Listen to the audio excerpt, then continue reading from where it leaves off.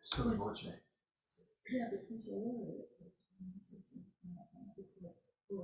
So we're going to go ahead and get started. You guys can talk. You can talk about that later.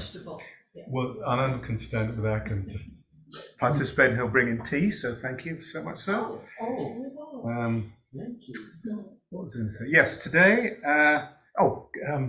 Benjamin, could you turn the lights on, please? And thank you, sir.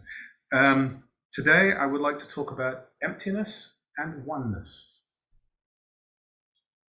Emptiness and oneness, which not quite the same, maybe they are the same.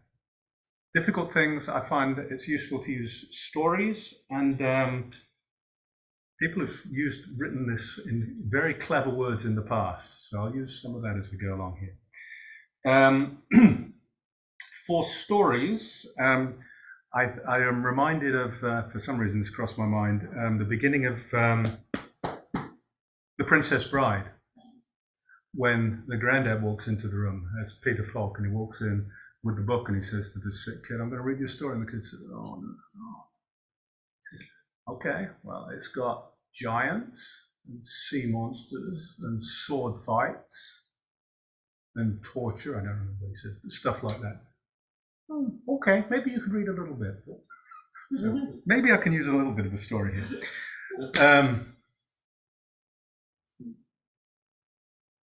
Oh, wonder how many goodly creatures are there here. How beauteous mankind is. Oh, brave new world that has such creatures in it. That's you all. That's out of one of my favorite stories, which is The Tempest by William Shakespeare. And they are words spoken by Miranda, who is the daughter of Prospero. Prospero was evicted from his position of authority, and with his infant daughter stuck on a little coracle and pushed off to sea, and they ended up on this island. So Miranda was raised on this island without fear, because her dad was a magician and kept everything safe, and without any other people.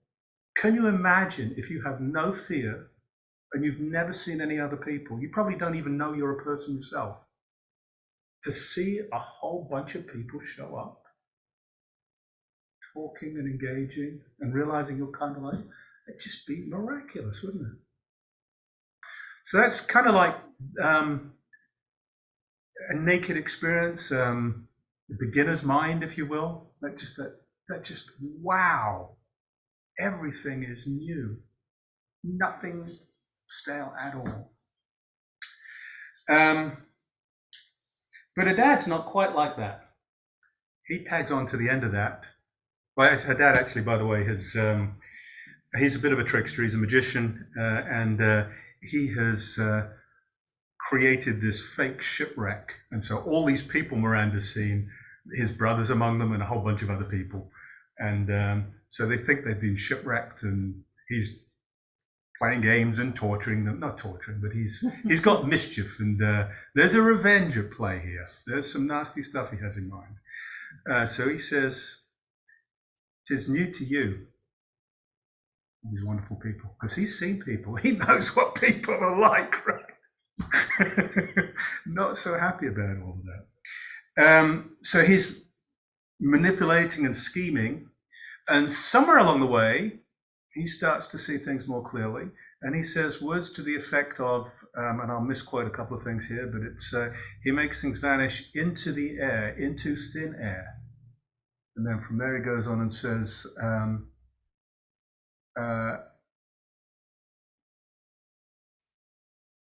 "This is a we are such things as dreams are made on. And all our little lives are founded on a sleep." That's misquoted, I've not got that quite right. The gist of it's right.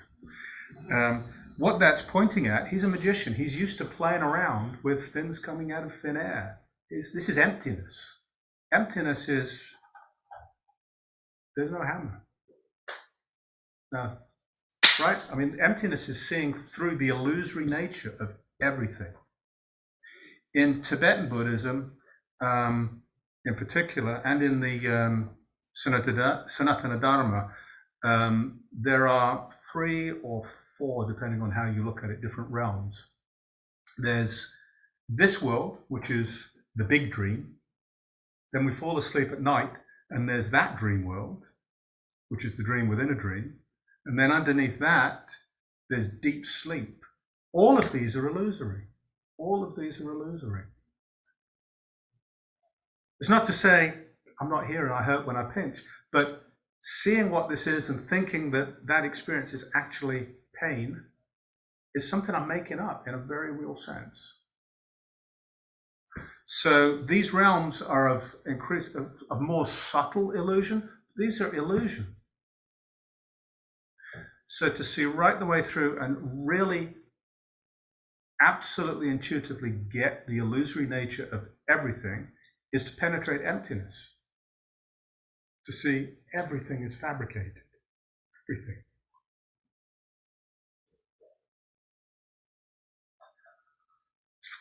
So,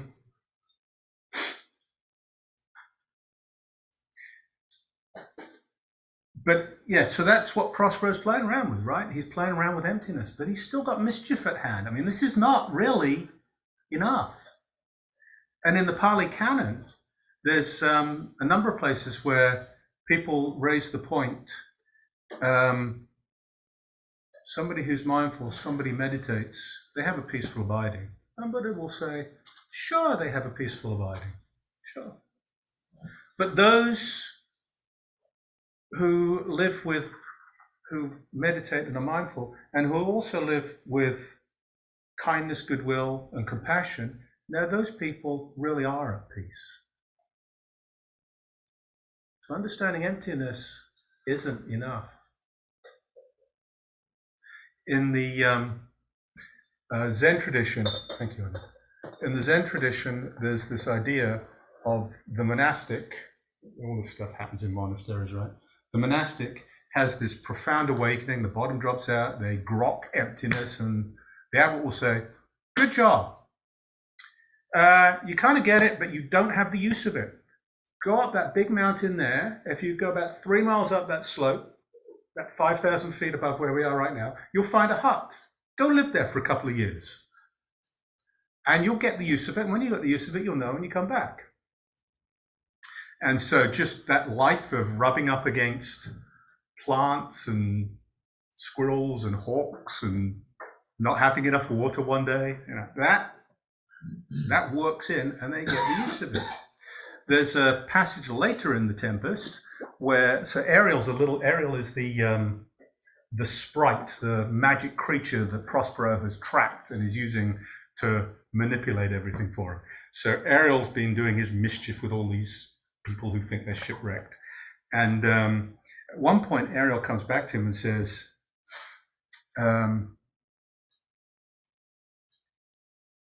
if thou couldst see them now, your I've forgotten the word, but your energy, your spirit, your feelings towards these people would become tender. Prospero says, dost thou think so, Sprite? Sprite says, they would do if I were human. Prospero says, mine will too. He's getting it. He's letting it in. So it's not just seeing emptiness. There's all this suffering out there. He's actively causing suffering. And he's starting to realize he's causing suffering.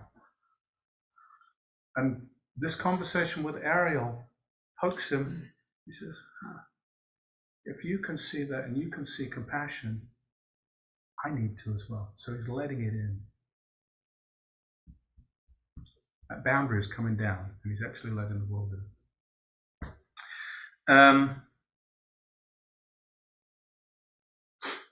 Zazen Wasan is the Song of Zazen. It's by Hakuin Zenji, who is, I think he's 17th century Japanese. He rejuvenated the Rinzai tradition, and he's really the father of the koan tradition as we now have it. In the Song of Zazen, there's a section of it that goes roughly thusly. But if we turn inward and see our true nature, the true self is no self. Our own self is no self.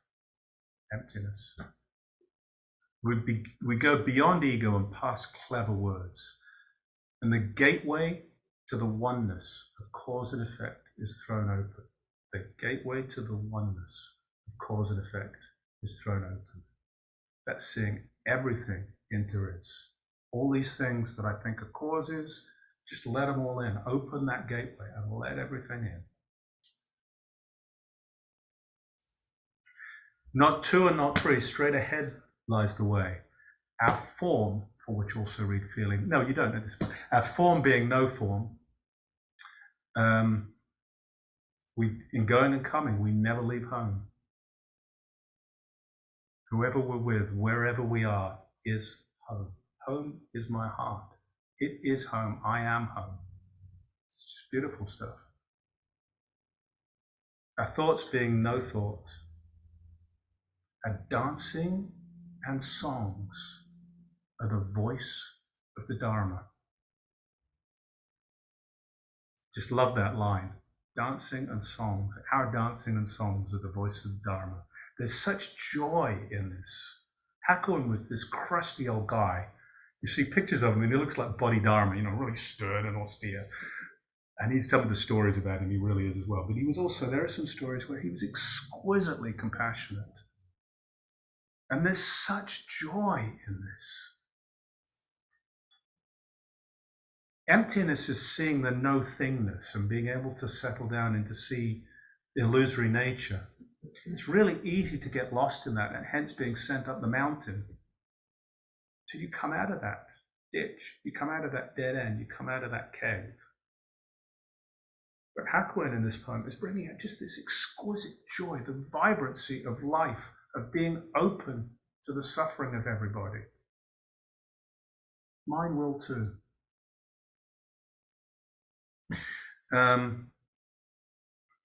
Some more poetry that sutra poetry that gets to the point here is the Metta Sutta, which is one of the most amazing sutras out there as far as I'm concerned. It begins, this should be done by one who is skilled in aim, one who wants to break through to the state of peace. It doesn't say their state of peace, it's just the state of peace. What does that even mean? Skilled in aim, state of peace. He doesn't go sit and stare at a wall.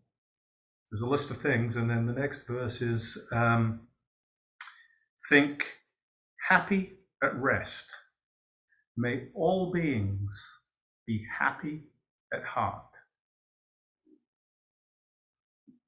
May all beings, wherever they are, weak or strong, without exception, etc., etc., all beings.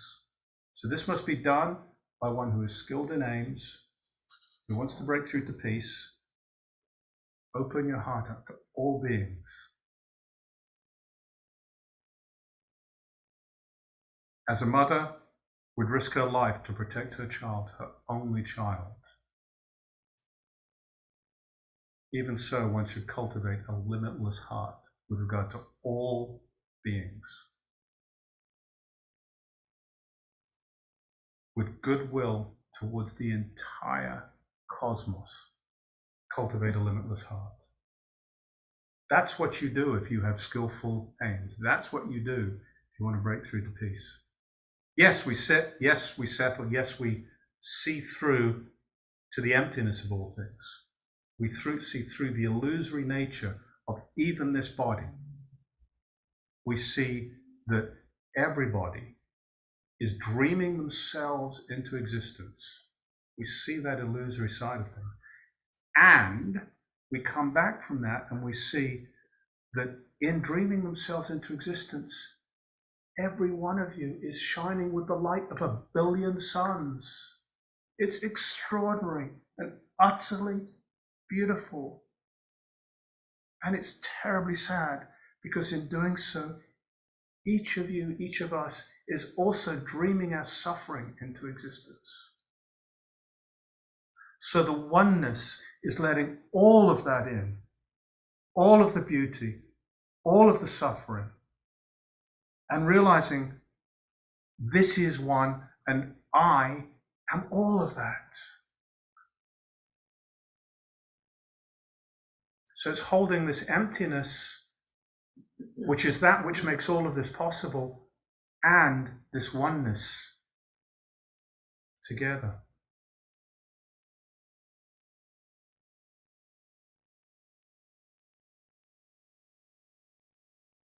So to say, oh wonder, how many goodly people are there here? How beauteous is mankind, is to say, I love you. I love each of you individually. I love all of you. That's what that's saying.